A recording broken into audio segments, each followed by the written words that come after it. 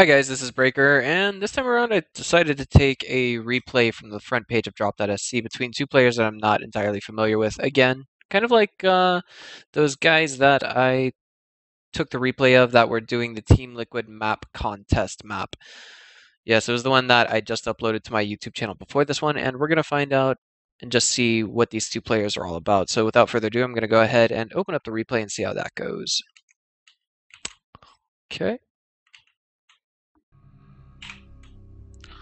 And XSplit's hotkeys are not very responsive. Now, I did try to research lights, but unfortunately, I want you guys to try just for a moment maybe Googling the word lights. Hang on, wait, what is this all about? Hello. Well, apparently I can't get rid of the replay timeline for whatever reason. Hit Shift O, Control O, Alt O. Well, that doesn't work either. But without further ado, let me give both players their introduction. In the lower right-hand corner, spawning as our red Zerg, I give you all Gooby, please. Lower left, our Protoss in the blue trunks, his name is Lights. The map we're on looks like it is going to be Newkirk Precinct TE. Most notable addition, or excuse me, the most notable change in this map compared to the latter edition, at least from previous season, would be the fact that there's no Zelnaga watchtower here. And, of course, this space, this drastically wide open space, has been reduced and even taken away a little bit from the south extending region of this map. However, I can't really say the same for the north end of this map. Oh, there we go. It looks like I hit Shift-O and finally it disappeared. And from Lights, it looks like he's going to try something possibly a little cheesy. Not sure what that's all about, but then again, we also have something rather unorthodox coming from Gooby Please as well. It's an extractor at the pool. You know what? I'm thinking perhaps Gooby. I don't know, maybe...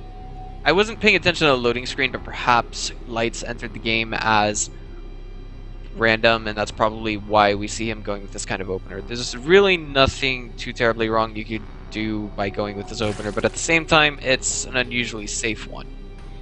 So now we're going to have Lights go in here. He does have his forge ready to go already.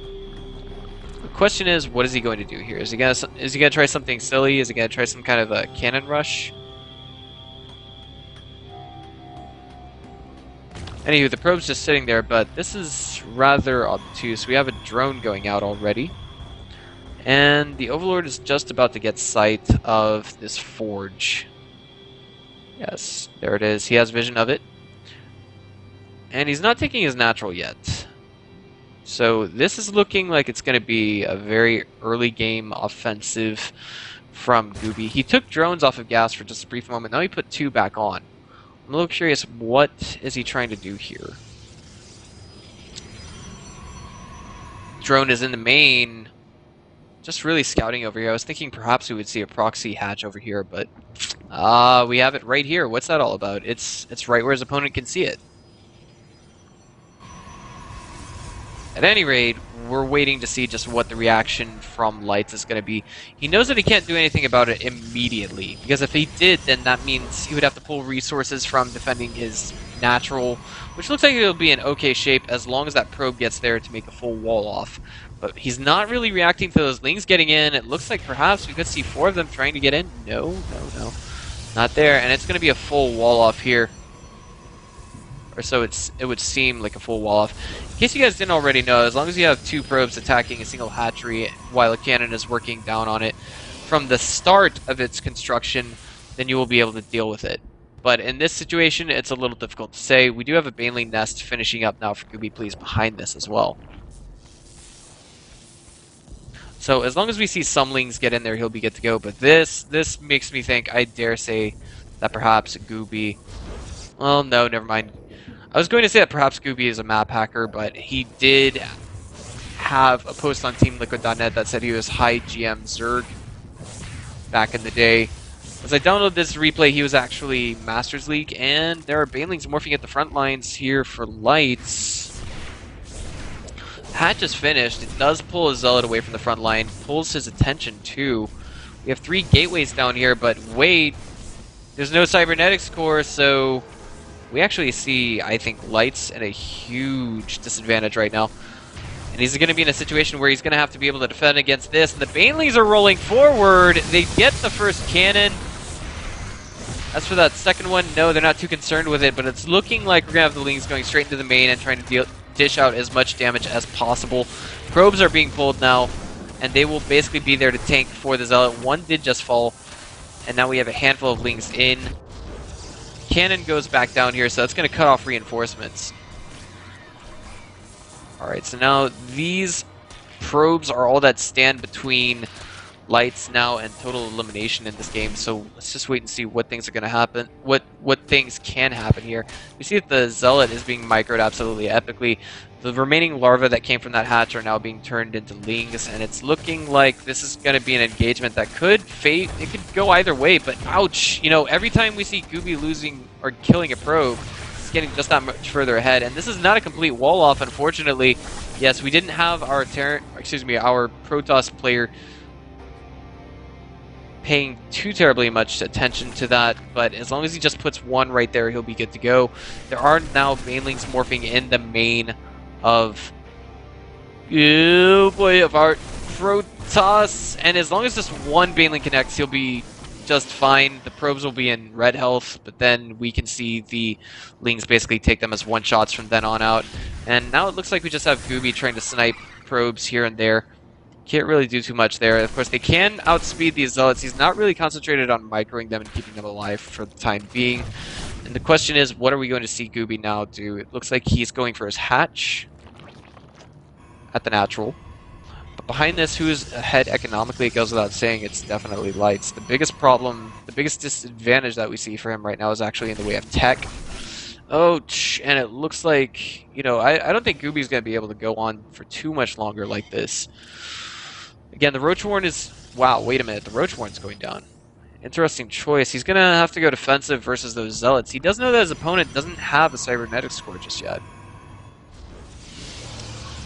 Again, this is an opener that we see from Zergs that are opting typically to get some economic damage done, be it by forcing his opponent to produce Zealots or by just simply going in and sniping probes, or pulling them off the line temporarily for that matter.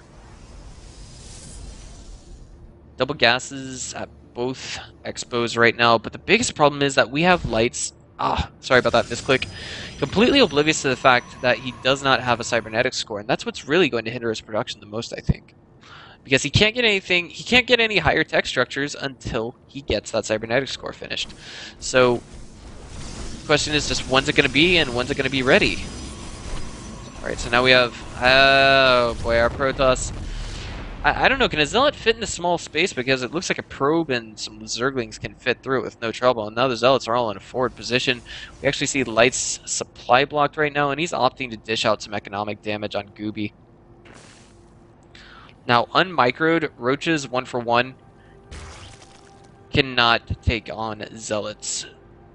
So that basically means if we had, you know, sentries to back this up, then we'd see Lights in an okay position. But this is an interesting follow-up. He's going with double Stargate. Right now, the Roachwarren is, of course, ready to go, and I think with the number of Roaches that we have here, as long as they are microed correctly, they'll be able to basically one-shot these Zealots one at a time. It's all going to come down to the splits and things of that nature, but whoa, whoa, whoa, whoa. We have a Nidus network working its way into the tech tree, and it looks like Lights is going to be thwarted for the moment. The question is, where could we possibly see that Nidus worm go? This is, of course, relatively unseen by our Protoss thus far, and, you know, Zerg did a good job of holding his ground and not letting his opponent into his main to see that. And it looks like we have Lights in a position where he could possibly counterattack his opponent by making Zealots and things of that nature.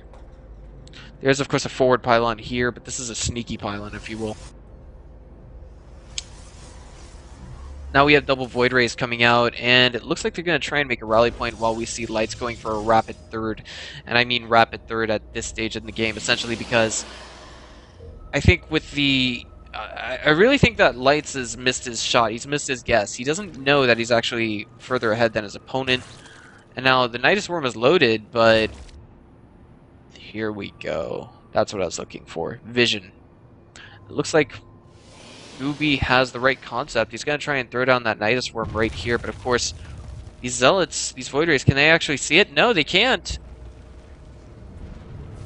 Oh, but wait, what is this? It looks like the Void Rays caught onto that at just the right moment. How inconvenient for our red Zerg. This is making me wonder just how in the ever-loving hell do these guys know what's going on with each other with their openers? They could be, you know, I'm thinking they could be practicing each other on a ladder map. And perhaps they're on TeamSpeak with their friends, raid call, whatever have you. But indubitably, we see who's ahead in this. No, this is just me. This is just Breaker being Breaker. But I have to ask, is this hatchery just, you know, a little bit further from this mineral line than it should be? I don't know, let's compare these, because these are quite similar expos. I think this is a little bit further back than it should be. Look at this. Yeah, let's just wait and see where it's at when it's finished. Because something about that just screams to me that it's not ready to go yet. Now we do have a good hunk of Void Rays here, but roaches, come on, they don't shoot up. We do now have Hydras on the way as well, but I want to say that Gooby's in a lot of danger if he loses all of these roaches. And of course, we have another Nidus Worm on the way, but this one's going to be reinforcements. And that's about it. But the question is, will we see Lights basically take that down? I'm a little curious as to just how we, you know, how did Lights know that it was there? Now I'm just growing increasingly less suspicious of Gooby, and now just a little more suspicious of Lights. Templar Archive is now going down. He's going for a bit of a classic, if you will. What's the word I'm looking for? He's going for a bit of the classic old Sky Toss builds that we saw a lot of Protosses going with just when HoTS had first come out, and Zergs were completely unaware of how to counter it. Of course, what's the word I'm looking for? The Templar Archives is ready to go, but we don't see Cyanox Storm being researched. We now have Queens in the mix to basically handle themselves versus these Void Rays, and I'm thinking the Void Ray count, 1 for 1, is a little bit higher than all the anti-air count. Of course, the Queens don't want to waste their transfuses on the Hydras. They're supposed to manage themselves as tanks versus the Void Rays. But of course, they are very slow-moving and clumsy off creep. Time Warp gets active, or not Time Warp, but Photon Overcharge gets activated on the Nexus, and here we go. There's a huge engagement that we're waiting for. The Zealots are just racing forward, not even needing the Zealot charge to really deal with all those roaches because they don't have the speed upgrade. There's this GG from Gooby, please. Looks like the Void Rays are able to clean all of that up with ease, ladies and gentlemen. This has been Breaker. I will see you guys next time. And if you would so kindly just leave a comment, let me know how I'm casting. I'll see you guys later.